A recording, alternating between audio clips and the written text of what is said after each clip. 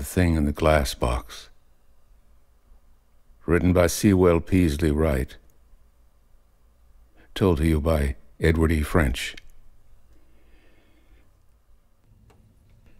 I was up in northern Ontario, 80 miles from the nearest town or railroad, when the story broke. It wasn't until it was all over that I struck civilization, and this headline, Arvin, mystery murderer, found insane.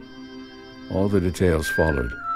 Gene Arvin, my little mild-mannered, rather eccentric old chemistry professor, had been found in the wreck of what had been his laboratory, mumbling over the dead body of James Winters, who had been his assistant. Arvin had admitted the killing, but had refused to say more than that. How the man was killed was a mystery that baffled physicians. There were no marks whatever of violence on the body, and no trace of poison could be detected. Every means to make Arvin speak of the murder had failed, although on all other subjects he talked freely and rationally. The news stunned me, for only a few years back Arvin had been one of my dreaded and at the same time most respected professors in the university. I was far from being a smart pupil in his classes, but there had sprung up between us a real friendship. I dropped everything to get to him in his time of trouble. I knew he had no kin and but few friends, and that I would be welcome indeed. Fortunately, my father has some influence with the powers that be in our state, and he managed to arrange for me a private interview with the condemned man. It happened that there had been some delay in making out his commitment papers because of some obscure technicality, and so he was still in his cell. I was startled by the change in the man. His spare figure was more gaunt than ever. His hair, that had been but lightly sprinkled with gray when I had seen him last, was snow white now. The kindly, shrewd old face was lined and seamed with 100 pain wrinkles that added decades to his age. Only his eyes seemed to have retained their old life, and even they were bloodshot with sleeplessness. When greetings were over, and it chokes me even now to think how the old man greeted me when the guard ushered me into the little narrow cell, Arvin brought the conversation around to the subject that was naturally uppermost in the minds of us both. Peter, you have come because you, as a friend, wanted to hear from my own lips that I am not guilty of that which I am charged. I prayed that someone, at least of my friends, might prove loyal, might not be ready to believe the worst against me. And so I have waited. All I ask is that you do not interrupt me. Do you agree? Surely, I nodded. He picked up a tumbler 2/3 full of a milky, cloudy liquid, studied it carefully, and then smiled thoughtfully across at me. Without a word, he drained the glass, grimacing. Evil-tasting medicine, he commented. And now for the story. You would probably not understand it if I went into details regarding the work Jim and I have been doing for the past 6 years. Suffice to say that we were working along lines far in advance of anything of which there is any record, dealing with the wonders of matter, its composition, decomposition, and structure, with particular reference to animal tissue. Briefly, working together day and night, Jim and I finally perfected a method for extracting from matter what might be termed its essence, just as a chemist makes a highly concentrated solution that may represent in a thimbleful the essential parts of 10,000 gallons of liquid. Our first experiment on a living object brought to me the greatest thrill of my life. A guinea pig was clamped to a glass plate and a glass bell placed over him. The current was turned on. Our apparatus was, as you might guess, electrical in nature, and with anxious eyes we watched the result. Imagine the picture, Pete. You are familiar with the big high-ceilinged room that served me as a laboratory. Around the walls, the shadowy masses of our experimental equipment. At the far end, the gleaming glass of the chemical apparatus, the stained and eroded hood under which we performed experiments in which poisonous fumes were emitted. In one corner, a motor generator whined weirdly, developing the direct current needed by the apparatus. Aside from that, not a sound, save our excited breathing, broke the stillness of the big, ungainly room. The only light came from a shaded lamp so constructed that all its light was concentrated in one spot, and this intense beam rested upon the white body of the guinea pig. A ray of orange light that slowly faded into a pale lemon color as the current was increased sprang from our apparatus, bathing the body of the unfortunate rodent in its intense energy. It shone through the white light of the lamp as distinctly as though it had been a bar of incandescent metal, which indeed it was, in a manner of speaking, although that touches upon scientific detail that you, Peter, would never understand. Above the glass bell hung a huge disc, some 4 feet in diameter and nearly a foot thick. On its lower face were innumerable cylindrical projections. Around the edges played tiny purplish coronas. Oh, the scene was weird enough to fit very nicely into some of those interesting but highly improbable stories you write, Peter. Eagerly we watched as the current was increased. The ray faded from lemon to light straw. The motor generator in the corner hummed with a deeper note as the load increased. "It's about time, Jim," I remarked. And even as I spoke, a wraith seemed to detach itself from the little body clamped to the table. The struggling little victim ceased moving. At the top of the bell, something like a faint wisp of smoke, so attenuated as to be formless, moved incessantly. Below it, east on the table by the streaming light, was a clearly defined shadow. The shadow of a leaping, struggling guinea pig. Peter, perhaps you too will find it impossible of belief, but we had extracted from that little animal not only its counterpart in essential form, but the spark of life itself. The gross body of the subject was dead. The life had fled with the elemental counterpart that we had subtracted. The experiment was now but half completed. Quickly we introduced into the bell a heavy vapor that collected on the sides of the bell in tiny blood-red beads. All the other apparatus was turned off. The room was as quiet as the grave, save for the slight hiss of the escaping gas and our own hard breathing. It was only a few seconds before the vapory form at the top of the bell began to become more distinct. Gradually it sank to the bottom, so that its scampering feet joined with the flying feet of its shadow. Rapidly it took form, until in less than 3 minutes there were 2 identical guinea pigs inside the bell. One, the original one, dead. The other, the created one, alive and active. Alive! It was as if we had extracted the salt out of Salt Lake, leaving it to all appearances just the same as ever, and then taken the salt to some great depression, poured in water enough, and made another Salt Lake. The dead guinea pig represented the lake with the salt extracted. The wraith that had floated to the top of the bell, the salt. The gas, which contained the elements which were not extracted from the body of the dead rodent, represented the water. The analogy is perhaps crude, but to one who never got better grades in chemistry and physics than you did, I'm afraid it's the best explanation I can give. Frankly, we had not expected to extract life. We expected that the extraction process would kill the first animal and that we would be able to reproduce but another identical and lifeless animal. We tried the experiment over and over again and found the results always the same. One peculiar thing was this. The wraith, I call it that for lack of a better name, seemed to have all the normal intelligence of the animal from which it came.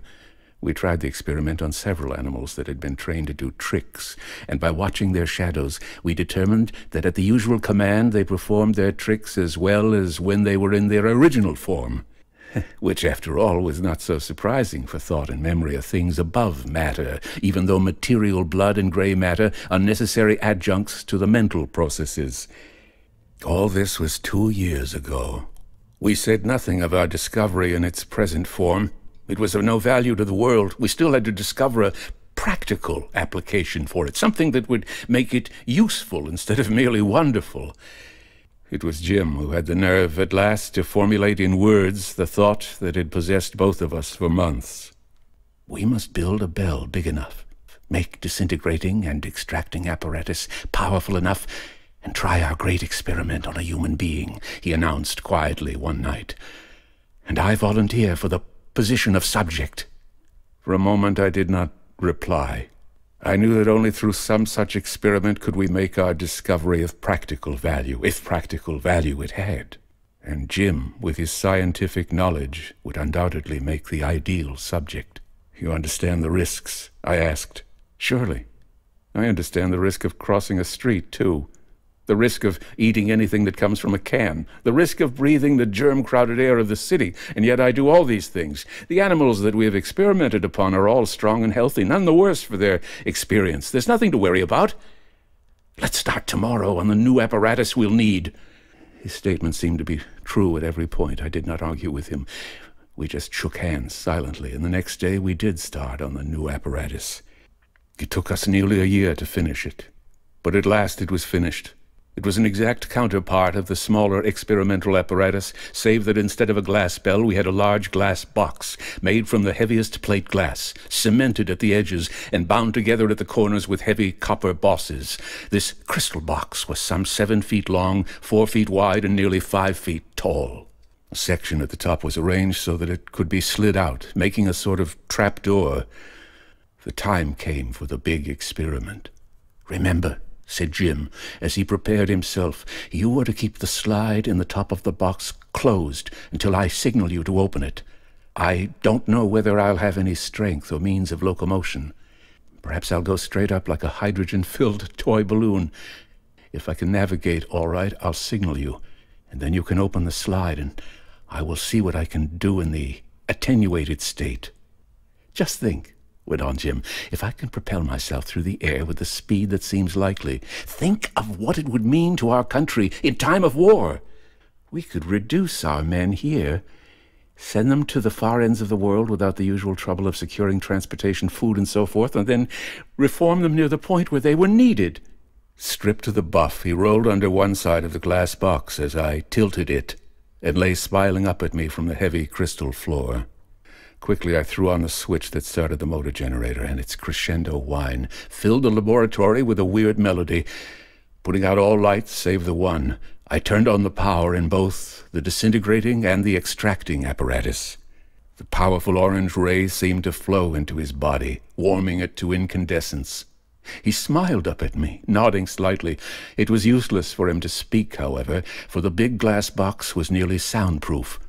The brush discharge around the projections on the disc above streamed and wavered, making a slight crackling sound that now and then was audible above the singing of the generator in the corner. Slowly I increased the power, listening to the deeper note of the generator as it labored more and more under the increasing load. The ray faded from orange to yellow, from yellow to lemon, from lemon to pale straw. Still Jim watched me from the floor of the box, the same slight smile playing around his lips. His eyes held the alert, intelligent look of a man who expectantly awaits something desirable. I knew that nothing had happened, for the effect of the ray did not seem to be cumulative. A certain point had to be reached, and then the action took place. Almost instantly, I increased the power still more. The generator in the corner grumbled and vibrated. The light of the ray paled until it became barely visible. My eyes I kept glued to the prostrate figure in the bottom of the crystal box.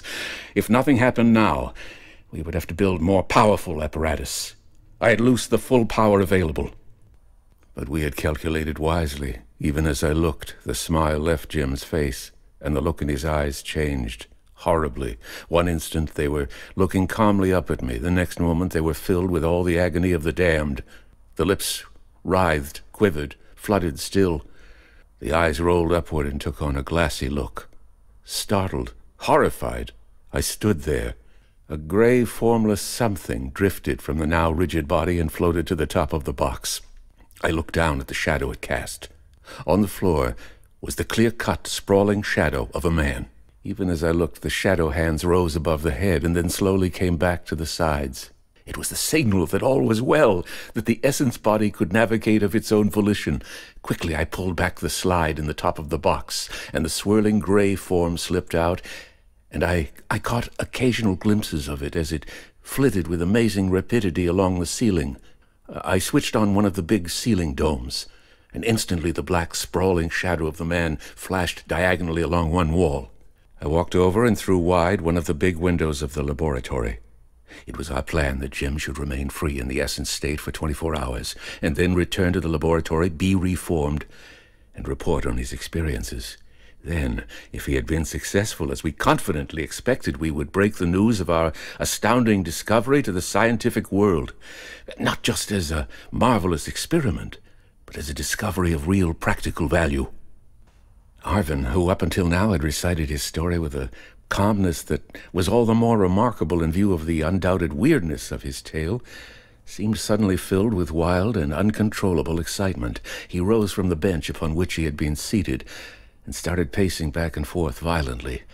His usually mild eyes shone with an unholy glare, and his voice, as he continued, vibrated with emotion. I did not sleep that night. You can imagine that I wouldn't. My mind was far too full of anticipation. Here was my assistant abroad in the air, invisible, evidently capable of mobility, in possession of his faculties. Imagine the possibilities of the principle we had discovered in peace, in war, in industry. No wonder I tossed restlessly and awaited the coming of the dawn with open eyes. The next day was a typical late autumn offering, dull, overcast, and with a sharp, raw wind outside that whistled and shrieked in the bare limbs of the trees and sent the dead leaves whirling and whispering against the side of the house. It seemed as though the dark would never come. But at last night did fall. The rain that had been threatening all day came with it, an icy, driving rain that drummed and battered at the windows and flung itself in wind-driven sprays across the roof. The big elms outside moaned and tossed their naked arms as though in distress, and now and again a flash of distant lightning, unusual for the time of year, flickered uncertainly on the horizon. I bustled around in the laboratory, getting everything ready. 3 great glass tanks of the reforming gas, all fitted with nozzles, corks, tubing had been prepared, and these I moved near the glass box, at the same time avoiding as much as possible glancing at the figure on the floor. There was something uncanny, horrible in the sprawled body, and I resolved that even before Jim related his adventures, we would get rid of that other self. I glanced at my watch. It was a few minutes of the time. Noting that the glass trapdoor in the top of the crystal box was still open, I pulled down one of the big windows and stood quickly to one side to avoid the icy rain that, wind-whipped, came pouring in. The shade slatted in the wind, cracking sharply and tugging at the roller, but I paid no heed. Eagerly I watched for the coming of a shadow. It came at last, Peter. Something that moved with lightning quickness, something so intangible as to be invisible except when in motion, flashed in at the window, and an instant later the shadow of a man appeared on the floor, darted madly around the room, changing in size and proportions as the light played with it, and finally came to rest on the floor of the glass box. Jim had returned and was sitting beside the body of his other self, inside the crystal walls. I slid the trapdoor shut and saw that it was securely sealed. The tube from one of the big tanks of reforming gas I quickly introduced into the tank, and in a moment my trembling hands had turned on the valve that allowed the big bottle to empty its contents into the glass box. Eagerly I watched. The red gas swirled and circled, and the little blood-like beads formed on the sides of the glass. Slowly, very slowly, I began to make out the form of the man whose dead body lay supine on the glass floor. He was sitting quietly, his knees drawn up and his arms wrapped around his legs, watching. The red gas eddied and boiled, and gradually I began to make out Jim's features. Or did I? Could that be Jim? No, it was not Jim, and yet, God help us both. It could be, it wasn't no one else.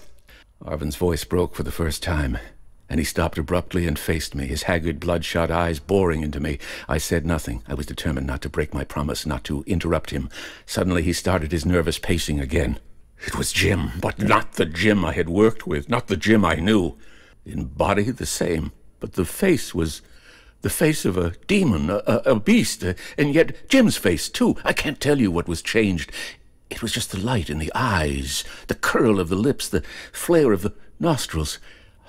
I suppose I can't call it Jim, caught my horrified gaze, for it leered up at me through the swirling red gas. Its white teeth gleamed in a hellish smile, and its flaming eyes transfixed me. Slowly it rose to its feet, with a queer, stoop-shouldered, loose-jointed gait, and it came close to the glass where I stood, its smoldering eyes glaring into mine. Startled, frightened, I fell back. The effect of the thing inside the glass box was electric. Its lips flew back in a bestial snarl, and with clutching, taloned hands it sprang toward me. The heavy glass plate side of the box stopped the leap. The body thudded lightly against the glass, not as a A human body would have struck, but softly, as though a cotton bat had been tossed against the glass. The body had not absorbed enough of the reforming gas to give it either great strength or much solidity. Still snarling, the thing picked itself up and leaped time and again against the smooth, transparent barrier. Froth came to its lips, and the staring eyes gleamed red with horrible hate.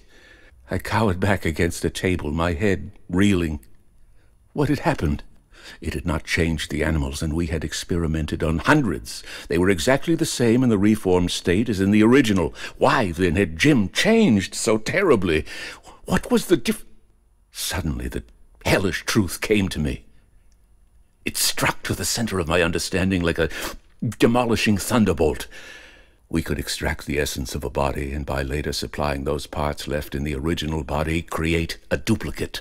We could even take from the first body the spark of life and plant it in the new body. We had proved all that on hundreds of animals. Proved it beyond question or the shadow of a doubt. But in our concentration upon science, we had forgotten something greater, Peter. We had forgotten God. We could not control the soul. When the spark of life fled from the body, the soul, or call it what you will. Don't raise your eyebrows because I call it a soul. It is that particle of divinity that is in us all, and that is enough. Left also. But it did not go into the wraith we had extracted from the old body.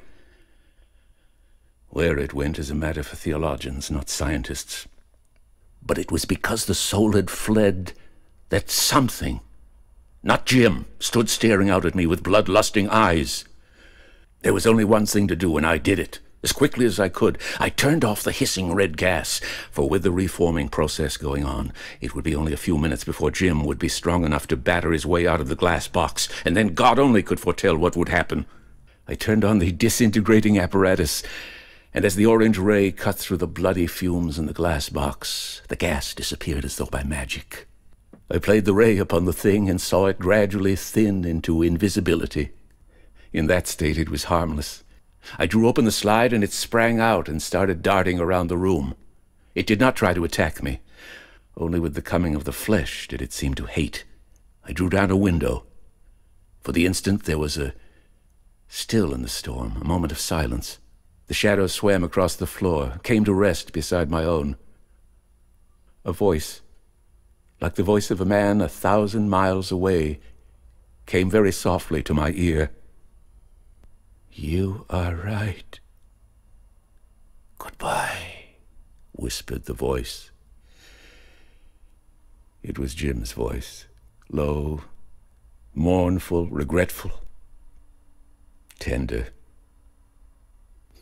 The shadow moved, flitted along the easement, disappeared.